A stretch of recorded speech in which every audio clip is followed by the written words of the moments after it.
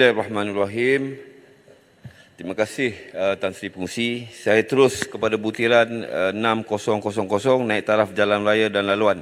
Saya dapati peruntukan bagi projek menaik taraf jalan dan laluan di Semenanjung telah menunjukkan trend penurunan dari tahun ke tahun.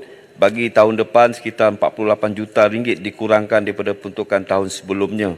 Saya ingin mengetahui apakah kewajaran pengurangan peruntukan ini. Sedangkan di laluan Bukit Putus, Jalan Tampin Gemas sering berlaku aksiden kemalangan dan kemalangan maut yang memerlukan perhatian kementerian. Terdapat juga laluan yang telah dikenal pasti sebagai kawasan black spot sejak sekian lama dengan kadar kemalangan maut yang agak tinggi. Sehubungan itu, saya ingin mengetahui sama ada perkara ini sudah berada dalam perhatian pihak kementerian atau sebaliknya, dan apakah tindakan yang pernah diambil oleh kementerian atau agensi yang ditanggungjawabkan untuk membantu menyelesaikan permasalahan ini. Saya amat berharap agar kementerian menyegerakan kerja-kerja untuk menaik taraf jalan tersebut, khususnya di lokasi yang kerap berlakunya kemalangan maut. Tuan Pengurusi, seterusnya butiran 9000 lain-lain permainan. Saya ingin membangkitkan isu mengenai sistem saliran longkang yang tidak sempurna di laluan jalan-jalan masuk ke kawasan tanah rancangan Felda di Tampin. Lokasi jalan yang saya maksudkan ialah di 3 kawasan, iaitu Jalan Utama Bukit Rokan, Jalan Bukit Rokan Utara dan Jalan Gugusan Jelai Gemas. Justru itu saya ingin mengetahui bilakah kementerian bercadang untuk membaik pulih atau membina baru sistem saliran longkang di jalan-jalan berkenaan, dan adakah pembinaan sistem saliran longkang di jalan tidak dijadikan sebagai keutamaan dan syarat wajib bagi kontraktor atau bagaimana. Untuk makluman, sistem saliran longkang yang tidak sempurna ini telah mengakibatkan jalan-jalan tersebut sering dinaiki air dan merisikokan para pengguna. Tuan Pengurusi, seterusnya butiran 050200 bayaran balik pinjaman LLM.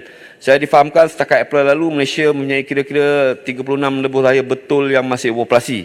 Saya berharap tiada sebarang perlanjutan tempoh konsesi dibuat oleh Kerajaan Perpaduan dan konsesi ini perlu ditamatkan secepat mungkin. Sehubungan itu, saya ingin mengetahui bilakah tempoh konsesi akan tamat bagi setiap lebuh raya yang ada pada hari ini. Apakah inisiatif yang diambil oleh kementerian untuk memastikan rakyat tidak dibebankan dengan kadar tol, dan apakah plan kementerian dalam melaksanakan obligasi untuk memberikan perkhidmatan yang terbaik selepas tamatnya tempoh konsesi semua syarikat. Berkenaan sistem pembayaran tol terbuka pula, saya ingin mengetahui berapakah bilangan syarikat konsesi yang telah bersetuju untuk melaksanakannya setakat hari ini, dan mengapakah usaha ini mengambil masa begitu lama untuk dilaksanakan sepenuhnya oleh semua syarikat konsesi di semua lebuh raya yang ada. Seterusnya butiran 7100 memperelok dan membaik pulih jalan.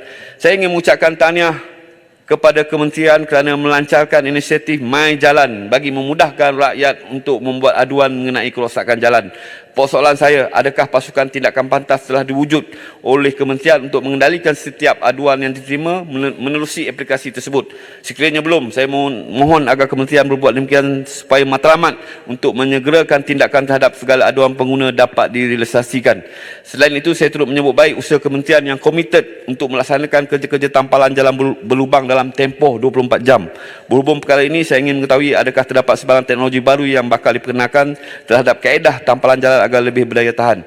Saya juga berharap supaya kementerian membuat pemantauan susulan sebaik saja jalan-jalan berlubang tersebut ditampal.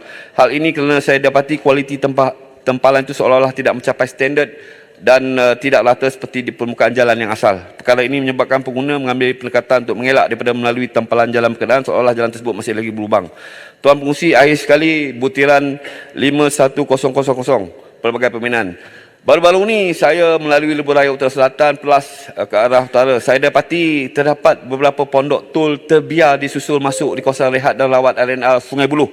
Perkara ini telah menimbulkan kekeliruan terhadap para pengguna lebuh raya yang ingin berhenti di kawasan RNR tersebut.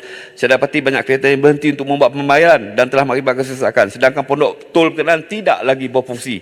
Sehubungan itu, saya ingin mengetahui apakah terdapat pondok tol sebegini di kawasan RNR yang lain, dan mengapakah kementerian tidak merobohkan saja pondok tol berkenaan bagi mengelakkan kekeliruan dan melancarkan aliran trafik di kawasan tersebut. Tan Sri Tuan Pengurusi, sekian sahaja daripada saya setakat ini. Semoga segala persoalan dan pandangan mendapat perhatian pihak kementerian untuk tindakan selanjutnya. Terima kasih Tan Sri Pengurusi.